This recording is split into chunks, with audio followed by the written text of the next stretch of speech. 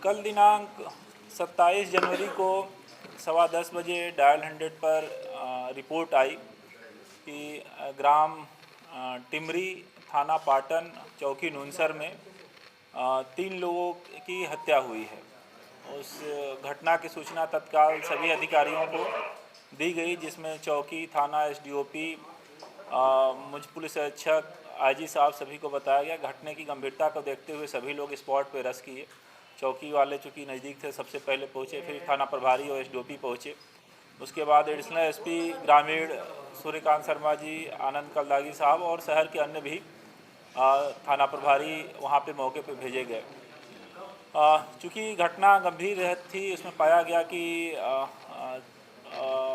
3 लोग वहाँ से भेजे गए हैं अत्यंत गंभीर हालत में, और 3 लोगों के शव वहाँ पे मौके पर हैं। जो व्यक्ति इलाज के लिए गए थे उसमें से एक व्यक्ति की वहाँ अस्पताल में मृत्यु भी हो गई। कुल इसमें 4 लोगों की इस तरह से हत्या का प्रकरण था, जिसमें कुंजन पाठक, चंदन पाठक, समीर दुबे और अनिकेत दुबे जिनकी मृत्यु हो गई, और मुकेश दुबे, विपिन दुबे घायल थे जिनका इलाज चल रहा था।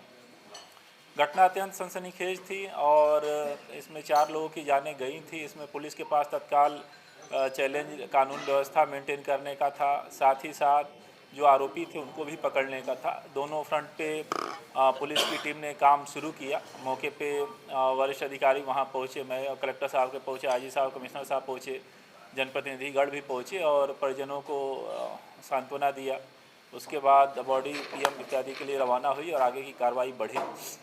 साथ ही साथ हमारी टीमें आरोपियों के नाम लेने, उनकी आगे की जो वैधानिक कार्रवाई होती है वो करने के लिए लगी, और आरोपियों को पकड़ने के लिए भी टीमें रवाना की गई।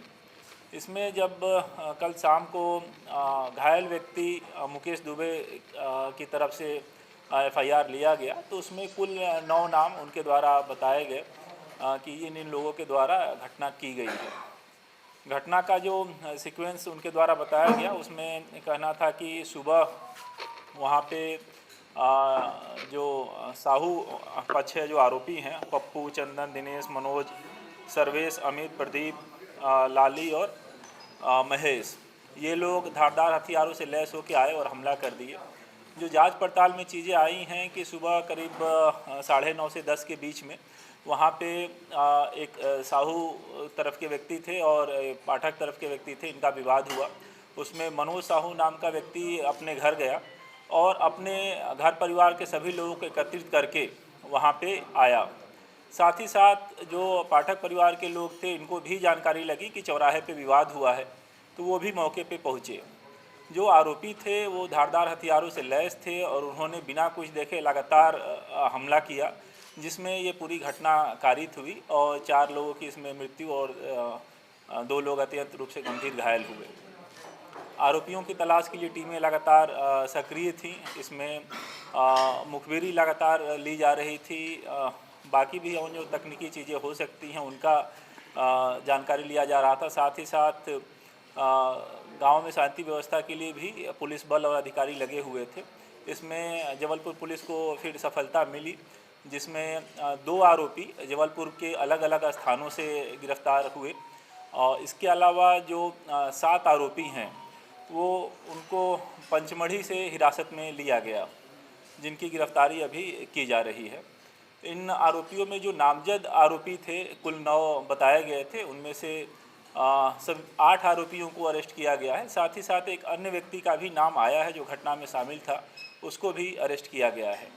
इस तरह से ये पूरी घटना में पुलिस ने काम किया है, और जो टीम लगातार दिन रात देखे बिना इसमें लगी रही, उन सभी टीमों को मेरी तरफ से और आईजी महोदय की तरफ से पुरस्कार भी दिया जाएगा।